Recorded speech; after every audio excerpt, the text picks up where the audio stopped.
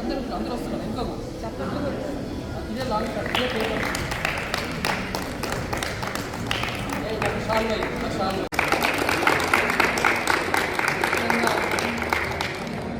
ముఖ్యంగా ఈరోజు క్రిస్మస్ సందర్భంగా ప్రపంచంలోనే ప్రతి వ్యక్తి ఈరోజు యేసు ప్రభువు యొక్క జీవితాన్ని మార్గదర్శకంగా చేసుకోవాలని తెలియజేస్తూ ఉన్నాము. ఈరోజు ప్రపంచ శాంతి జరగాలి అంటే ఒకటే ఒక మార్గము, ఆయన చెప్పిన శాంతి మార్గమే మెయిన్ అని చెబుతున్నాను.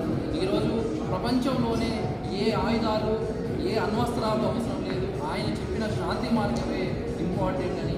అంతేకాకుండా ఈరోజు ప్రపంచంలోనే మొట్టమొదట మన హృదయంలో ప్రేమ పుట్టాలి, అదే ఆయన చెప్పిన సిద్ధాంతం కావచ్చు, స్ఫూర్తి కావచ్చు తెలియజేస్తున్నాను.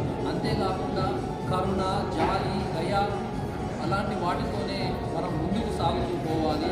మరియు అంతేకాకుండా ఎవరైతే బలహీనంగా ఉన్నారో, ఎవరైతే నిస్సహాయులుగా ఉన్నారో వారికి చేయుతనివ్వడము, వారిని ఆదుకోవడమే నిజమైన దైవం అని ఆయన చెప్పిన సూక్తి తెలియజేస్తున్నాను.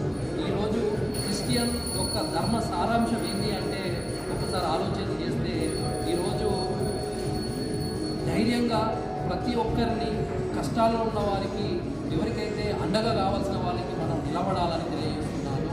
ఈరోజు ముఖ్యంగా ఈరోజు ఎంతోమంది అనాథ పిల్లల చిరునవ్వులోనే ఈరోజు క్రిస్మస్ పండుగ ఉందని ఈరోజు తెలియజేస్తూ ఉన్నాను.